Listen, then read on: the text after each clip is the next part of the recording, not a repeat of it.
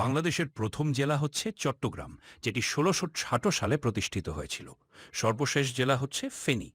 বাংলাদেশের সবচেয়ে বড় জেলা, যার আয়তন প্রায় ৬,১১৬ বর্গ কিলোমিটার। অন্যদিকে যার সবচেয়ে ছোট জেলা হল নারায়ণগঞ্জ, যার আয়তন মাত্র ৬৮৩ বর্গ কিলোমিটার। সোনালী আঁশ পাটের জন্য নারায়ণগঞ্জকে ড্যান্ডি অফ নারায়ণগঞ্জ বলা হয়। বাংলাদেশের সবচেয়ে জনবহুল জেলা হলো ঢাকা, যেখানে প্রায় ১.৫ কোটি মানুষ বসবাস করে।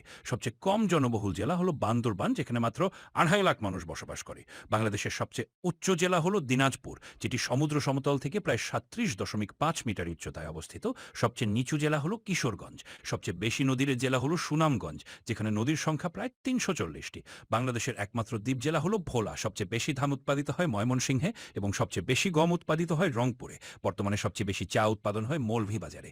বাংলাদেশের ৬৪ জেলার আন্তদেশীয় সীমার মধ্যে ৩২টি জেলার সাথে আন্তদেশীয় সীমানা রয়েছে। এর মধ্যে রাঙামাটি একমাত্র জেলা যার সাথে ভারত ও মিয়ানমার উভয় দেশের সাথে সীমান্ত রয়েছে।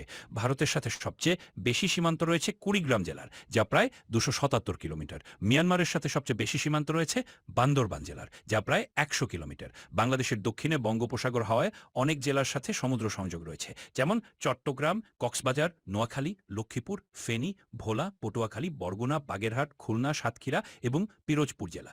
সমুদ্র থেকে সবচেয়ে দূরে অবস্থিত জেলা হল পঞ্চগড়, যা দেশের একদম উত্তরে সীমান্তবর্তী জেলা।